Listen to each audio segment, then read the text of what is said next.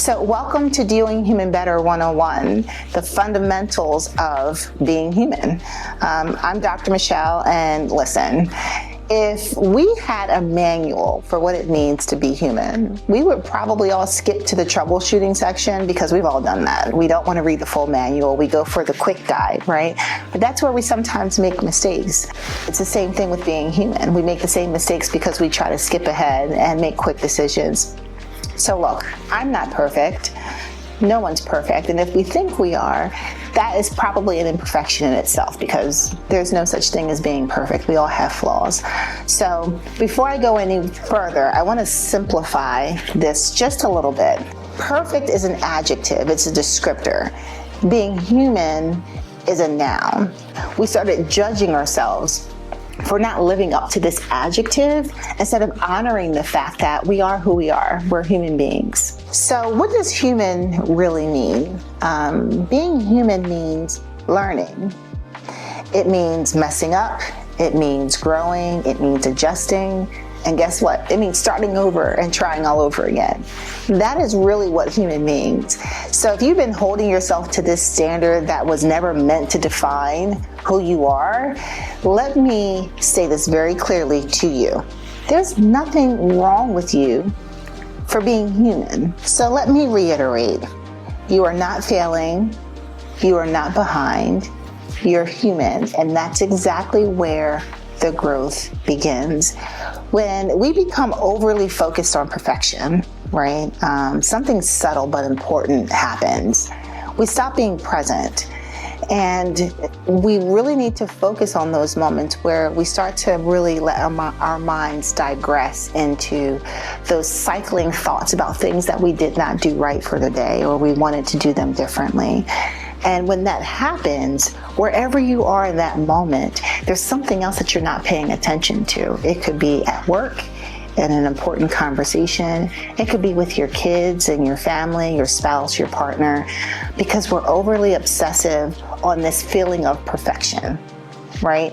And allowing that to pull you out of the present moment is really where we begin to lose very special time with people and not pay attention to things that really help us to continue that growth. We're going to talk later in another class about really the importance of pausing. But if we give ourselves permission to release that need to be perfect, we can come back to these important moments and be present. So let's talk about something that's probably not as comfortable about being human. It's acknowledging when we've done something wrong or unintentional. It is very uncomfortable to say to someone, "Oh, I missed that. I forgot. I didn't handle that well. I might have hurt you and I didn't mean to." The two biggest words that are hardest for us are, "I'm sorry," right? To say that and nothing else after it.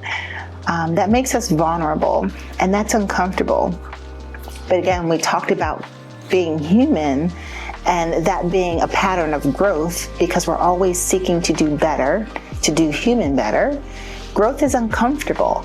So you should actually never really be comfortable totally with where you are if you're continuing to seek growth. But that does acknowledge that you also have to be in a place of vulnerability. And that means that you're not avoiding these moments because they're acknowledging that there's a place where you have a need to grow. For many people, striving for perfection creates this false sense of safety, right? If I do everything right, if I say everything right, if I don't make mistakes, nothing bad's ever going to happen because I'm perfect. But that's just not how life works, right? Many of us sometimes are really surprised by things that happen because we thought we did everything right and something still did not happen according to plan. We can all relate to that. Well, that's because striving to be perfect does not guarantee safety. Nothing does.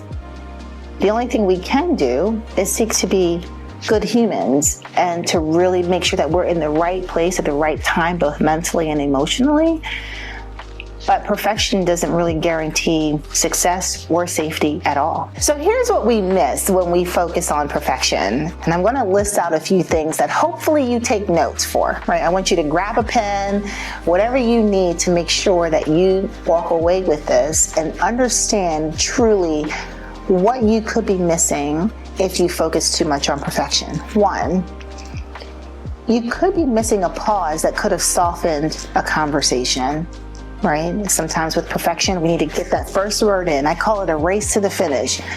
A conversation is not a race to be right.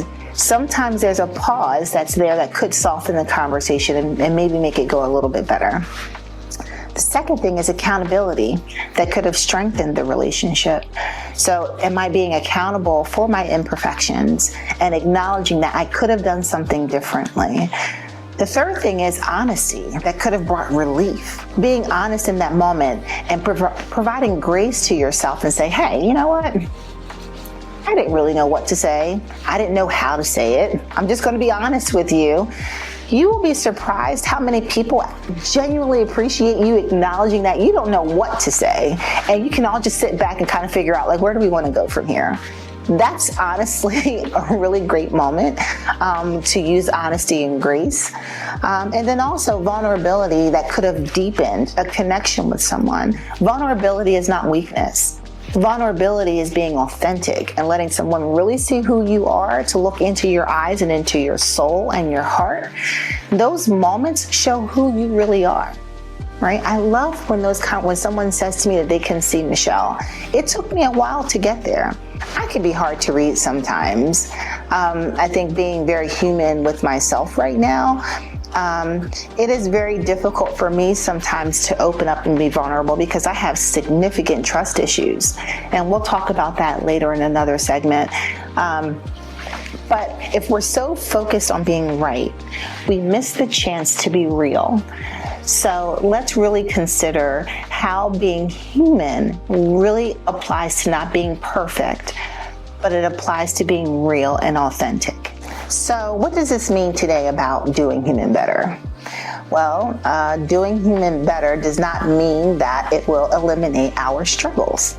It does not mean that we will end up being perfect humans. It means that we will notice that we are not perfect. We will acknowledge that we are not perfect. And we will be stronger with handling those struggles with ourselves and with others. We will honor them. We will give people grace. And we will respond ourselves with compassion instead of criticism. I always say this, and I've said this a few times, that when someone responds with criticism, that's not compassion. There's two C's that are better than criticism: compassion and curiosity. So being a good human means balancing that as well. Perfection keeps us tense. It keeps us from really connecting with people, but presence amplifies that connection. It creates more bonds. So one of the things that I would like for us to focus on is perfection keeps us tense. Presence keeps us connected.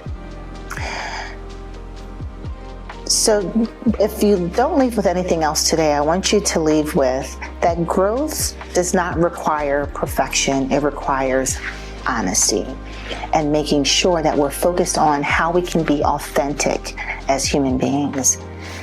That's step one to doing human better.